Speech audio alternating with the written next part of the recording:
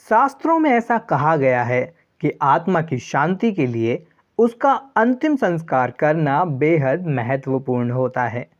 दरअसल अंतिम संस्कार इसलिए महत्वपूर्ण होता है क्योंकि ऐसा माना जाता है कि इसका असर जीव के अगले जीवन पर भी पड़ता है। इसी के चलते परिजन अंतिम संस्कार की क्रिया को काफ़ी सावधानी से करते हैं। इस दौरान गलती की कोई भी गुंजाइश नहीं होती है।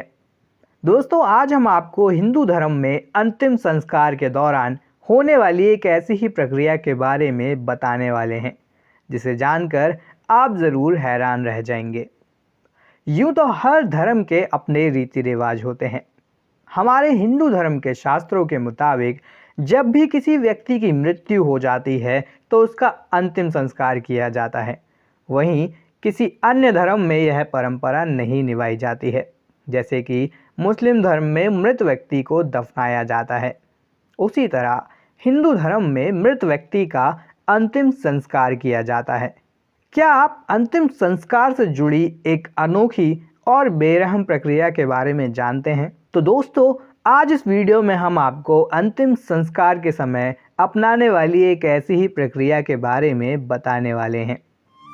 नमस्कार दोस्तों, और स्वागत है आप सभी का हमारे चैनल द दैविक गुरु पर।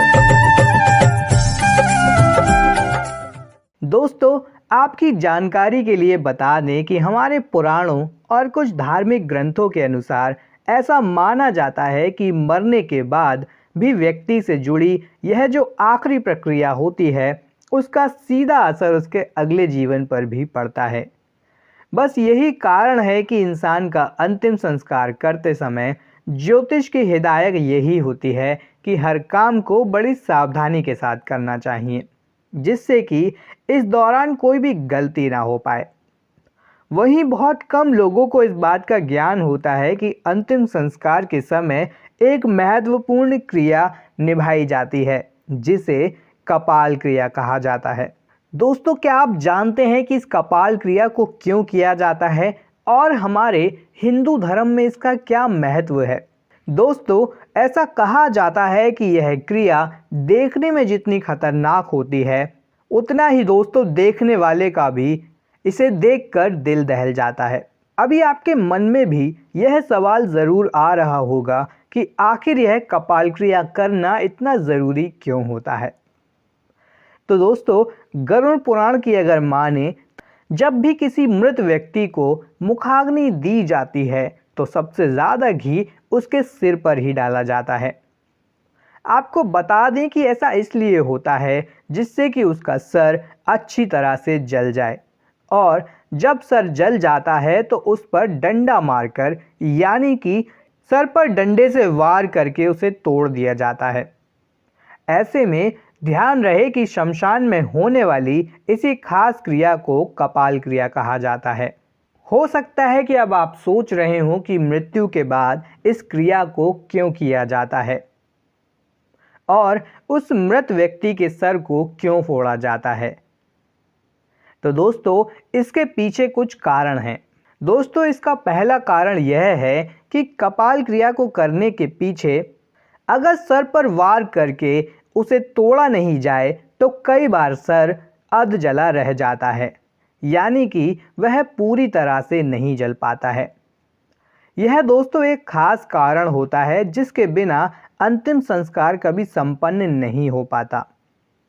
वहीं बात करें दूसरे कारण की, तो दोस्तों धार्मिक मान्यताओं के अनुसार इसका दूसरा खास कारण यह भी है कि इंसान को सांसारिक बंधनों से मुक्ति करवाकर उसे मोक्ष की प्राप्ति करवाना होता है। याद रहे कि इस कपाल क्रिया के बाद ही एक मृत व्यक्ति की आत्मा को मोक्ष की प्राप्ति हो पाती है और उस व्यक्ति को दूसरा जन्म मिल पाता है। इसके अलावा दोस्तों, हमारे शरीर के प्रत्येक अंग में कई सारे देवताओं का वास होने की मान्यता का भी विवरण हमें श्राद्ध चंद्रिका में मिलता है। क्योंकि सिर में ब्रह्मा का वास माना गया है, इसलिए शरीर को पूर्ण रूप से मुक्ति प्रदान करने के लिए कपाल क्रिया की जाती है। दोस्तों, कपाल क्रिया करने का एक कारण और भी होता है। दोस्तों, खोपड़ी की हड्डी इतनी मजबूत होती है कि उसे अग्नि में भस्म होने में भी समय लगता है। वह फूट जाए और मस्तिष्क में स्थित ब्रह्मरंध्र पंचतत्व में पूर्ण रूप से विलीन हो जाए, इसलिए भी दोस्तों कपाल क्रिया करने का विधान है। तो दोस्तों, अब तक आप समझ ही गए होंगे कि कपाल क्रिया का क्या महत्व है और इसे अंतिम संस्कार के समय क्यों किया जाता है। आशा करते हैं कि वीडियो आपको ज्ञानवर्धक लगा होगा।